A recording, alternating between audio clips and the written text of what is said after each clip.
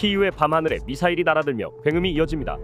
24일 밤 러시아가 또 다시 우크라이나 수도 키이우에 폭격을 퍼부었습니다. 이번 공습으로 12명이 숨지고 어린이를 포함한 주민 100여 명이 부상을 입었습니다. 러시아가 퍼부은 수개월 내 가장 치명적인 공습 중 하나입니다. 키이우 인디펜던트는 오전 1시쯤 일련의 폭발이 키이우를 흔들었고 이후 4시쯤 추가 폭발음이 들렸다고 전했습니다.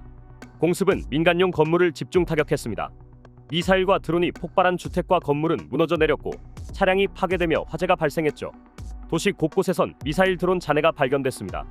키이우 외에도 하르키우를 포함한 여러 도시가 밤새 공격을 받아 검은 연기에 휩싸였죠.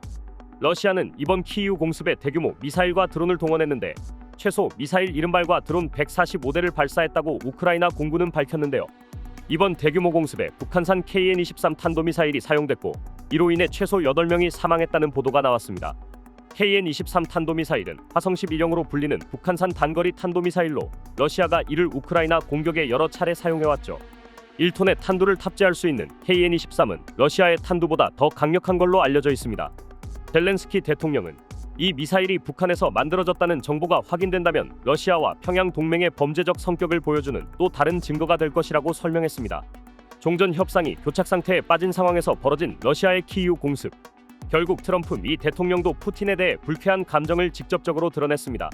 그는 자신의 SNS에 나는 러시아의 키이우 공습이 불만스럽다면서 불필요했고 매우 나쁜 타이밍이라고 설명했죠. 이어 그는 블라디미르 멈추라라며 푸틴 러시아 대통령에 직접적으로 공격 자제를 요구했습니다.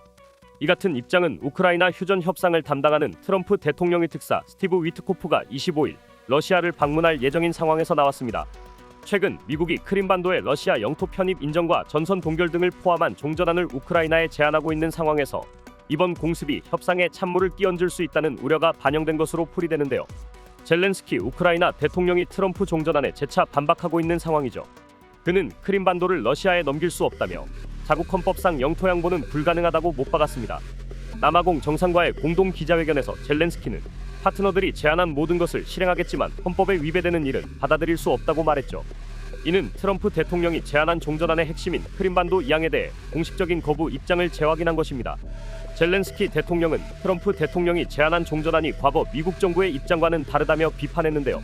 트럼프 일기 행정부 시절인 2018년 당시 마이크 폼페이오 국무장관은 어떤 나라도 무력으로 다른 나라의 국경을 바꿀 수 없다며 크림반도를 무력 점령한 러시아를 강하게 비난한 바 있죠.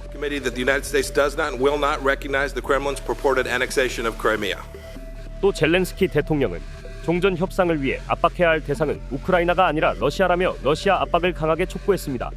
그는 정상회담에 앞서 이번 키이우 대규모 공습을 이유로 공식 일정을 단축하고 조기 귀국하기로 밝힌 상태입니다.